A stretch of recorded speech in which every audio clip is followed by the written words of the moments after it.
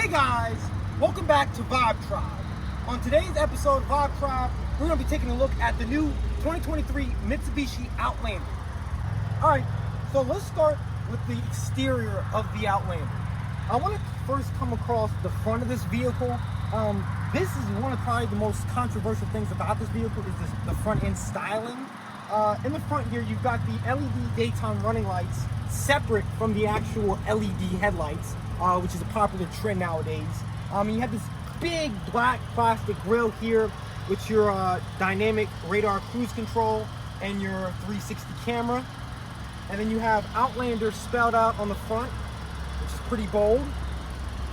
Coming around the side here, you've got these nice 20-inch black alloy wheels. This is part of the black package, which you get these black wheels and some other black trim. Coming around the side here, you've got these black door mirrors. Now coming towards the back here, you've got these LED tail lights here, Outlander spelled out. And if you look over here, you've got SEL Black Edition. So this is the top trim level with the special Black Edition package on it. If you take a look into the trunk here,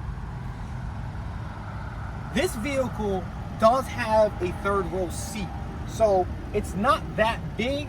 Again, you can fold this down if you need to. You also get a cargo cover. If you come in right here, you can see there's not much space in the third row. And coming towards this side, everything follows through. Styling is a lot better than the previous generation Outlander, which in my opinion looked like a washing machine on wheels. This actually looks decently good. You have to remember this is based off the Nissan Rogue platform. So alright, so taking a look at the back seats here, you can see it's actually really nice here. You've got diamond stitching leather seats here. You've got the diamond stitching on the door panel. You also get these sunshades, which, you know, is a bit flimsy, but at least they're there. This fake carbon fiber trim here, which looks questionable. You can see we've got rear heated seats and rear air conditioning. You don't get fan speed. Alright, Mitsubishi was like, no, we're not going to let you change the fan speed, but we will let you change the temperature. So at least you've got that. You've got USB-C and USB-A charging ports back here. To get into the third row, you just pull this button and this seat folds down.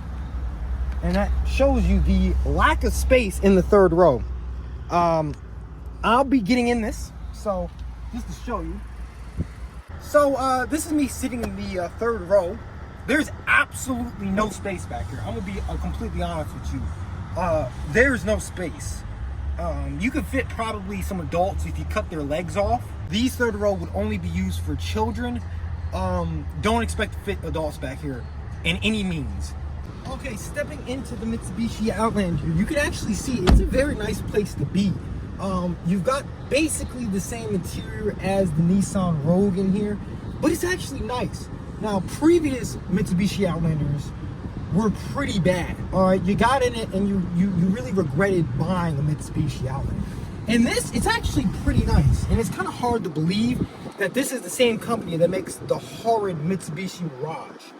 You've got this nice infotainment screen, which is basically Nissan's Connect, just a little different. So you've got Android Auto, Apple CarPlay, and all that.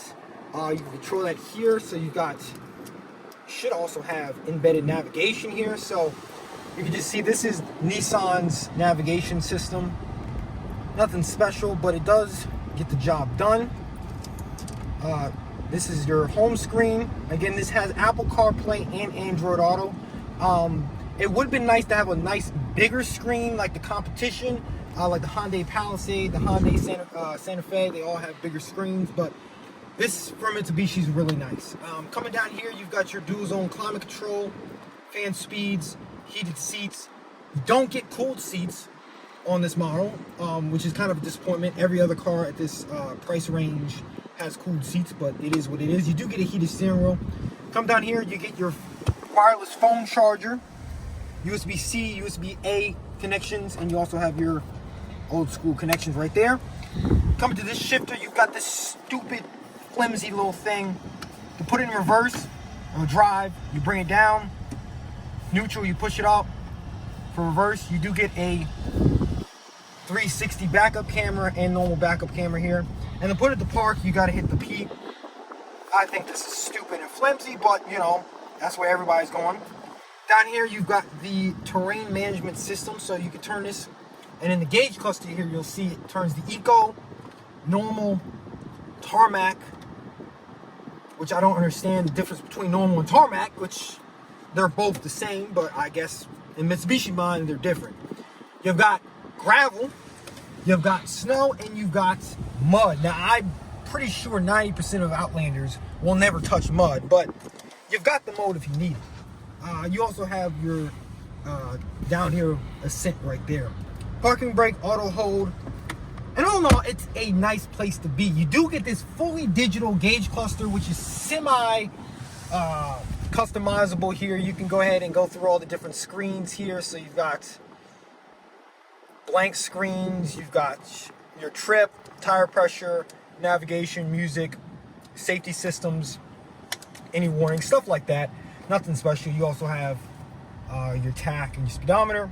You've got dynamic cruise control right here. You can press. You've got blind spot, forward collision, lane departure, all your safety systems.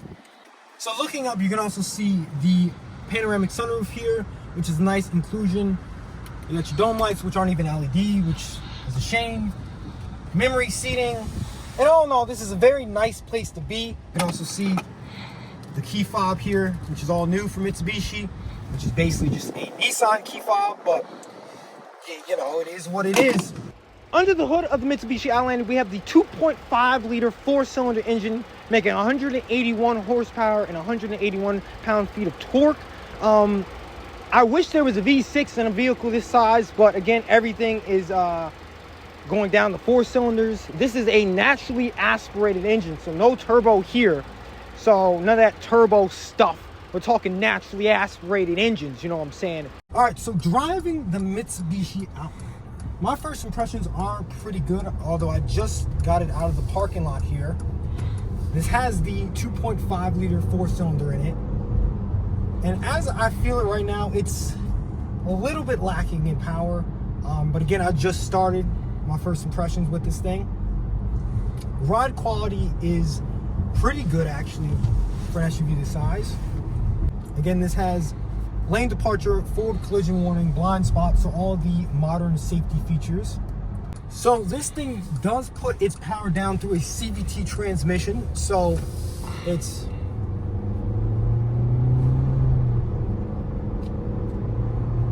okay at putting the power down. It would have been nice to have a 6-speed automatic or something like that, but CVT is just fine for the type of people who buy this car. If you don't really care about inspiring drive or anything like that, that's perfect. So if you're looking for a type of performance driving in an SUV, this is definitely not it. But for the average person looking for a nice, comfortable, spacious SUV, this basically fits the bill for them. We'll do a quick 0 to 60 test here. All right, let's see what the performance looks like.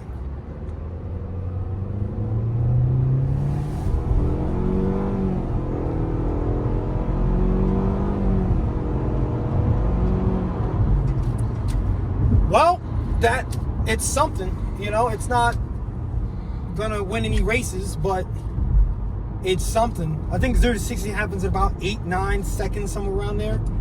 It's not the best, to be honest. So this does have lane centering, so it will basically drive for you, as you can see. All right, so to wrap up the driving experience, I would say as a small 3-row SUV, driving experience is actually really nice. Again, the performance is a little bit lacking with that 2.5 and the CVT. It does feel like it's revving out a lot more, and the engine's a little bit more tired just to keep up with normal traffic. Like right now, we're doing 50 and it's 3,000 RPM holding it, and I'm not even like really pushing on it to go anywhere. All right, so the 2023 Mitsubishi Outlander, it's a real good attempt for Mitsubishi and it really gives me hope for the future of Mitsubishi. Still think Mitsubishi has a little more work to do to make this very competitive with the rest of the competition. I think they can work a little bit more on the powertrain side and also a little bit more on the tech. But again, this is a very good attempt for Mitsubishi and does give me hope for the future. Special thanks to Platinum Dealer in Harrisburg. We really appreciate them for letting us test driving and reviewing the Mitsubishi Outlander. So please come down to Platinum Mitsubishi in Harrisburg if you are interested in getting a vehicle. They have new cars and they have used cars. So please come down. And once again, special thanks. These guys are awesome. So appreciate it. Thank you guys so much for watching this video. Honestly, it's been our honor. We will see you guys next time. Vibe Tribe out.